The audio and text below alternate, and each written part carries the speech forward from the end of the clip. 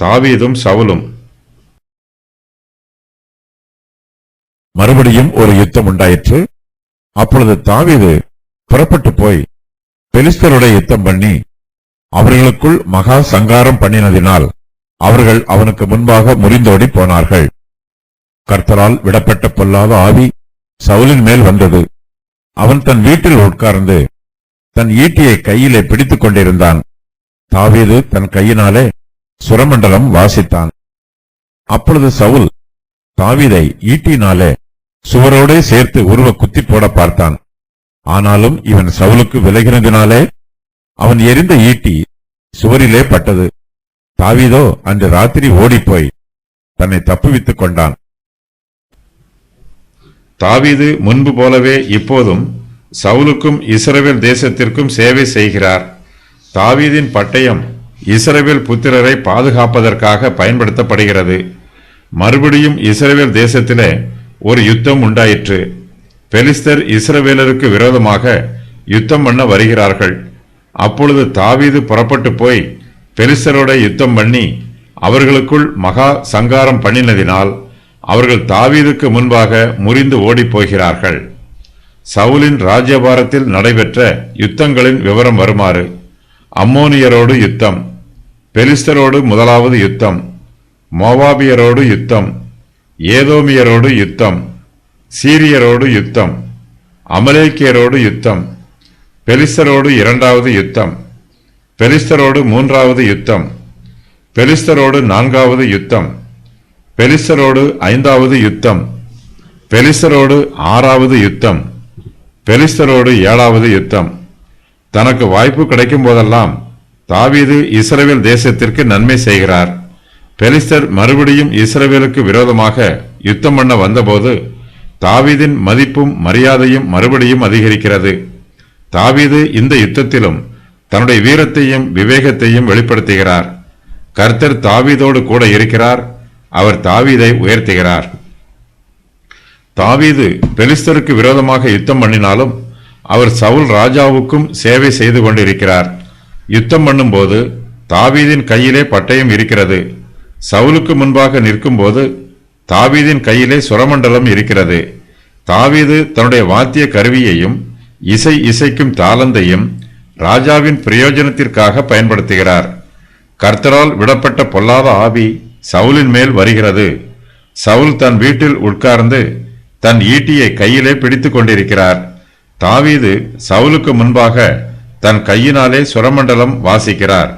கர்த்தரால் விடப்பட்ட பொல்லாத ஆவியை பற்றி 7வது தடவையாக இங்கு கூறப்பட்டிருக்கிறது.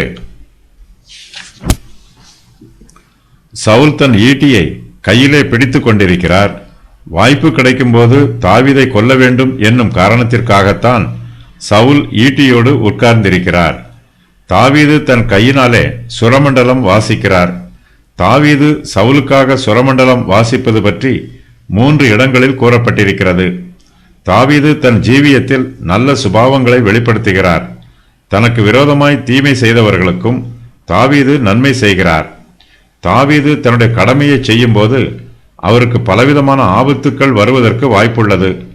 தாவீது தன்னுடைய பாதுகாப்புக்கு கர்த்தரையே நம்புகிறார். சவுல் ஒரு சில நாட்களுக்கு முன்பு யோனத்தானிடம் தாவீது கொலை செய்யப்படுவதில்லை என்று கர்த்தருடைய ஜீவனை கொண்டு ஆணையிட்டார். ஆனால் இப்போதோ சவுலின் மனதில் பின்மாற்றம் உண்டாயிற்று. சவுல் யுத்த களத்திற்கு போகாமல் வீட்டில் உட்கார்ந்திருக்கிறார். அங்கே தன் ஈட்டியை கையில் பிடித்துக் கொண்டிருக்கிறார். வீட்டிற்குள் இருக்கும்போது ஈட்டி தேவைப்படாது. தாவீதின் கையில் சுரமண்டலம் இருக்கிறது. சவுலின் கையில் ஈட்டி இருக்கிறது. சவுலுக்கு தாவீதின் மேல் கோபமும் பொறாமையும் இருக்கிறது. பொறாமை சவுலின் நல்ல குணத்தை அழித்து போடுகிறது.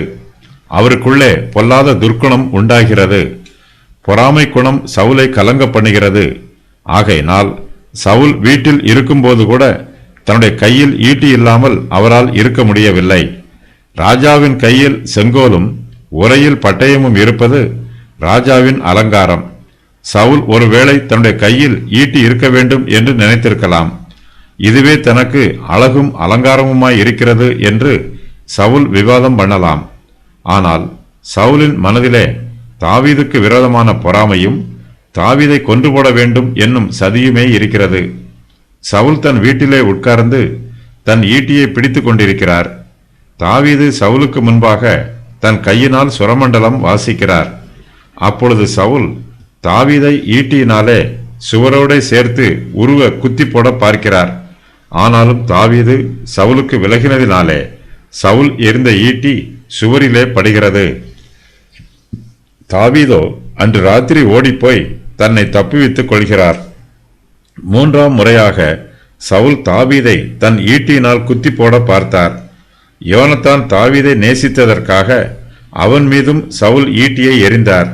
1 சாமுவேல் 19:10 வசனத்தில் கூறப்பட்டிருக்கும் இந்த நிகழ்ச்சிக்கு முன்பாக 1 சாமுவேல் 16:14 முதல் 23 வரை உள்ள வசனங்களில் கூறப்பட்டிருக்கும் நிகழ்ச்சிகள் நடைபெற்றிருக்க வேண்டும்.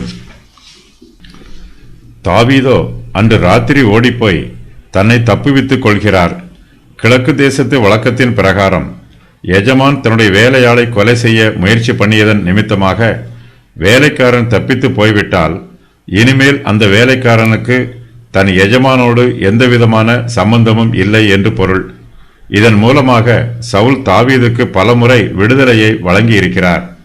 இனிமேல் தாவீது சவுல் மீது யுத்தம் பண்ணினால் கூட அது ராஜாவுக்கு எதிரான கலகமாக எண்ணப்பட மாட்டாது. ஆயினும் தாவீது தன் சத்துருவாகிய சவுலை அழிப்பதற்கு எந்த முயற்சியும் எடுக்கவில்லை. கர்த்தர் சவுலை தாவீதிடம் 2 தடவை ஒப்புக் கொடுத்த போதும் தாவீது தேவனால் அபிஷேகம் பண்ணின மனுஷனை கொலை செய்ய மறுத்துவிட்டார்.